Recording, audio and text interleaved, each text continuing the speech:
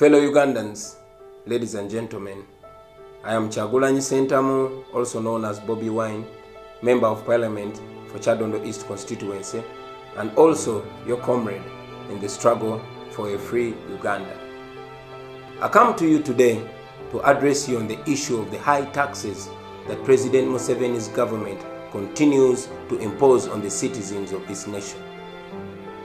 On Wednesday, the 11th day of July 2018, joined by patriotic young men and women of Uganda, we marched in Kampala city in protest against the unfair and extortionist mobile money and social media taxes. Our march was very peaceful until some officers from the Uganda Police Force disrupted it using tear gas and live bullets on the peaceful demonstrators. Our comrades were arrested and jailed, but I know that not even jail can shut the mouths of oppressed citizens. This happened despite the fact that we had notified the police of our intended protest as required by law. I commend all Ugandans from all walks of life who joined us in this protest and all those who led demonstrations countrywide. I also acknowledge the messages of support and solidarity which we continue to receive from all corners of Uganda and the world over.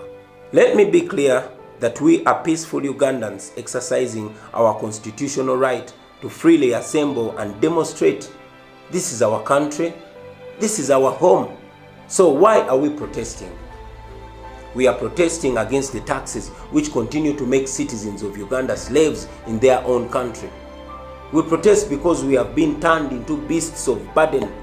Ugandans work very hard and all the government does is to milk the last penny out of them.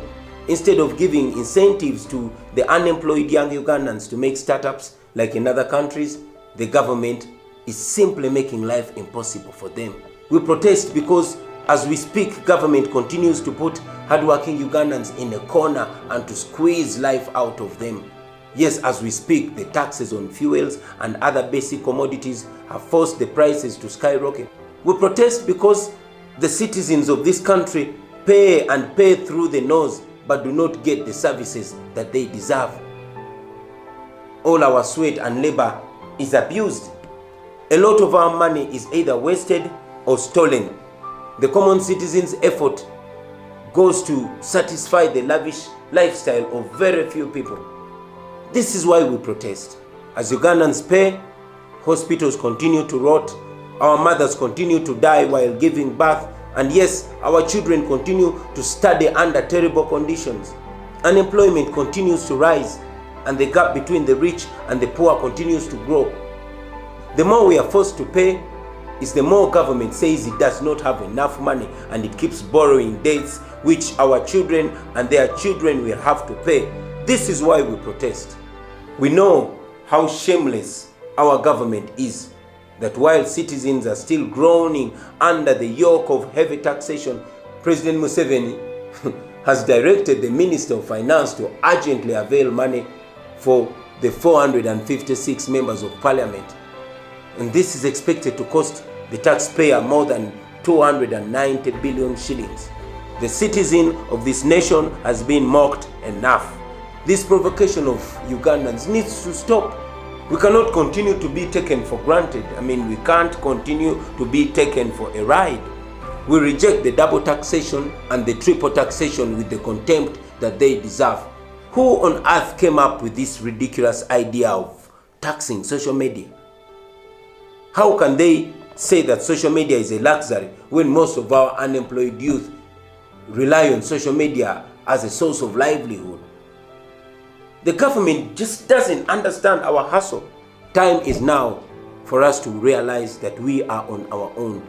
And yes, it is now time for us to fight for ourselves before it is too late. Since we started these campaigns, we have noted that government has accepted to review the taxes. We call upon all of you to join us in saying this tax must go.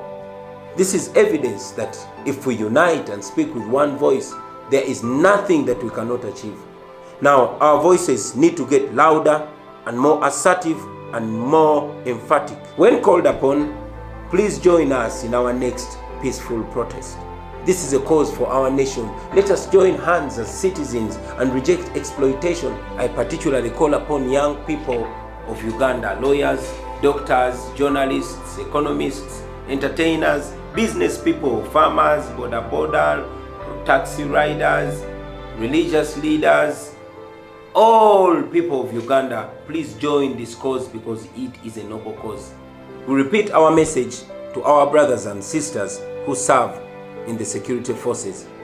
We are not fighting you, we are fighting for you. And always remember, people power, our power. Our power, people power.